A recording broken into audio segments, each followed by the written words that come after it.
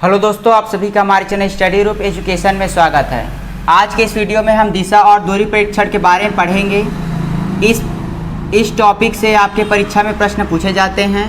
तो चलिए स्टार्ट करते हैं। सबसे पहले हम कुछ बेसिक चीज़ देख लेते हैं। पहला है आपका दिशा के बारे में।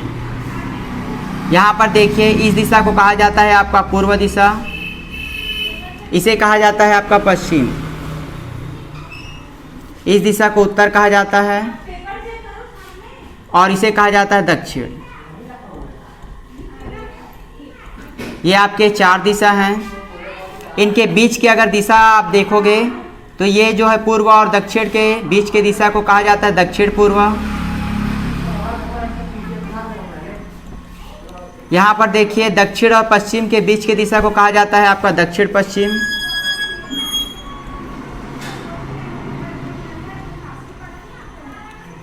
पश्चिम और उत्तर के बीच की दिशा को कहा जाता है आपका उत्तर पश्चिम।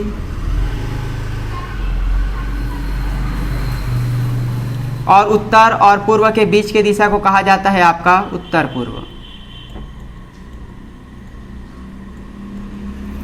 तो ये हुआ आपका दिशा के बारे में। अगला हम पढ़ते हैं डिग्री के बारे में। देखिए, अगर आप इसे 0 डिग्री मानोगे और इस दिशा में जाओगे तो इसे कहा जाता है आपका 90 डिग्री। 90 डिग्री के बाद जब आप यहाँ पहुँचे वो तो इसे कहा जाएगा आपका 180 डिग्री। 180 डिग्री के बाद जब आप यहाँ पहुँचोगे तो इसे कहा जाएगा 270 डिग्री। और यहाँ पहुँचोगे तो इसे 0 डिग्री या फिर 360 डिग्री कहा जाता है। अगर आप 360 डिग्री घूमोगे तो आप अपने इनिशियल कंडीशन में पहुँच जाओगे। वहीं अगर आप 180 डिग्री घूमते हो तो आप अपने अपोजिट डायरेक्शन में पहुंच जाओगे। 90 और 0 के अगर बीच को देखोगे तो वो होता है आपका 45 डिग्री। इसका बीच का होता है आपका 45 डिग्री। यहाँ पर अगर आप देखोगे तो ये होता है आपका 135 डिग्री। ये है आपका 225 डिग्री। और यहाँ पर है आपका 315 डिग्री। 315 डिग्री। अगर आप इस दिशा में घूमोगे तो उसे कहा जाता है घड़ी की दिशा में, अर्थात क्लॉकवाइज, और हिंदी में कहा जाता है आपका दक्षिणावर्त। अगर उल्टा घूमोगे आप तो उसे कहा जाएगा आपका वामावर्त या फिर एंटी क्लॉकवाइज डायरेक्शन। तो चलिए इस पर आधारित हम प्रश्नों को देखते हैं। चलिए पहला प्रश्न देखते हैं। प्रश्न दिया गया है आपका, गौरव अपने घर से 21 किलोमीटर उत्तर दिशा की ओर चलता है। एक चीज़ और याद रखिएगा, देखिए, अगर आप उत्तर दिशा में जाओगे, ये आपका उत्तर दिशा होता है। उत्तर दिशा में दाएं और बाएं का ज्ञान रखना है आपको। ऐसा आपको इमेजिन करना है कि आप खुद चल रहे हो यहाँ पे, ठीक है। खुद चल रहे हो तो आपका जब दायां होगा वो इधर होगा, बायां होगा वो इधर होगा। ये होगा आपका दायां और ये होगा आपका बायां। वहीं अगर आप दक्षिण दिशा पे चलोगे, ये आपका सबसे कंफ्यूजिंग होता है, ठीक है। दक्षिण दिशा पे आप जब चलोगे तो ये आपका हो जाएगा दायां और ये हो जाएगा आपका बायां। अगर आप पूर्व दिशा पे जाओगे तो आपका जो दायां है वो इधर होगा और बायां है वह ऊपर साइड होगा। इस दिशा पे जब आप जाओगे तो आपका जो दायां है वो ऊपर होगा और बायां है वह जो है आपका नीचे होगा। तो इस चीज़ को आपको याद रखना है कि आपका दायां और बायां कौन सा है। जैसा आपको बोला जाए वैसा आपको सॉल्व करना है। एक और चीज़ इसमें यूज होता है आपका पाइथागोरस प्रमेय, ठीक है। पाइथागोरस प्रमेय के बारे में बताता हूँ मैं। ये जो 90 डिग्री होता है उसका सामने का हमेशा होता है आपका कर्ण।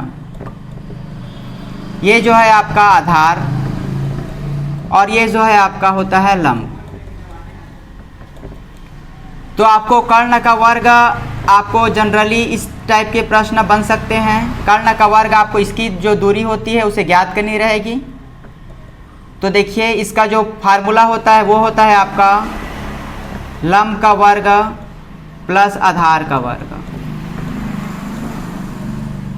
देखिए, इस पर आधारित एक प्रश्न बता देता हूं मैं आपको ताकि आपको अच्छे से क्लियर हो।